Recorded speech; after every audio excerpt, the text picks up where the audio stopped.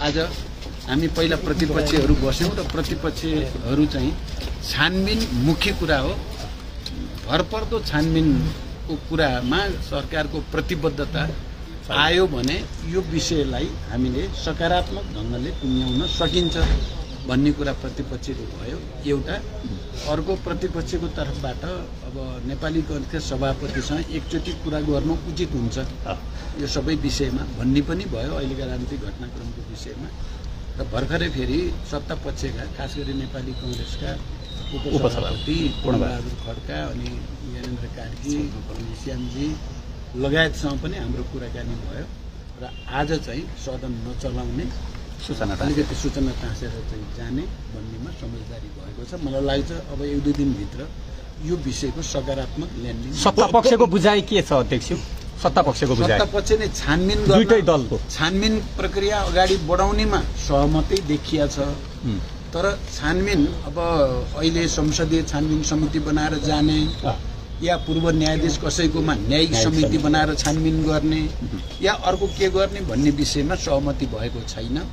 अर्को कुरा चाहिँ अख्तियारमा यो चाहिँ भिजिट भिसा प्रकरणमा छानबिन सुरु भएको हुनाले त्यसको कुरो विशेष अदालतमा मुद्दा दर्ता नभएसम्म यता समिति बनाउन हुँदैन कि भन्ने तर्क पनि सत्ता पक्षको छ। यो विषय पनि छलफलमै छ। अहिले सहमति भयो। अध्यक्ष माधव नेपालजीको जसरी आएको छ यसलाई चाहिँ कसरी लिनु भएको छ? अब मैले अघि पनि यहाँ पत्रकार साथीहरूसँग कुरा गरेको थिएँ मैले हैन। अब माधवजीको विषयमा स्वयं माधवजी नै आश्चर्य परेको कुरा उहाँले गर्नु भएको छ। एक दुई अदालतप्रति माधवजीले नै भरोसा छ हाम्रो, अदालतले न्याय गर्छ र म छिटै सफाई पाएर फर्किन्छु भन्ने विश्वास पनि उहाँले व्यक्त गर्नु भएको छ। मैले पनि अदालतले पक्कै पनि उहाँमाथि न्याय नै गर्छ भन्ने ठान्छु। तर चाहिँ कुरा के छ भने चाहिँ अब प्रधानमन्त्रीजीको अलिकति राजनीतिक प्रतिशोधको गन्ध त आएकै छ र अख्तियारले पनि कहीँ न कहीँ एउटा प्रश्न गम्भीर प्रश्न जन्माएको छ।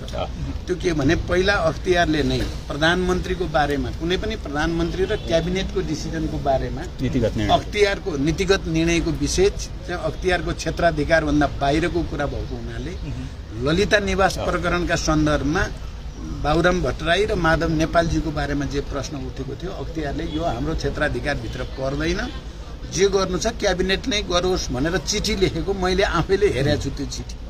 तर अहिले त्यही अख्तियारले माधवजीले गरे त नीतिगतै निर्णय हो जे गरेको भए पनि त्यसैमा फेरि प्रवेश गरेकोले प्रश्न उठेको छ। सायद अख्तियारले जवाब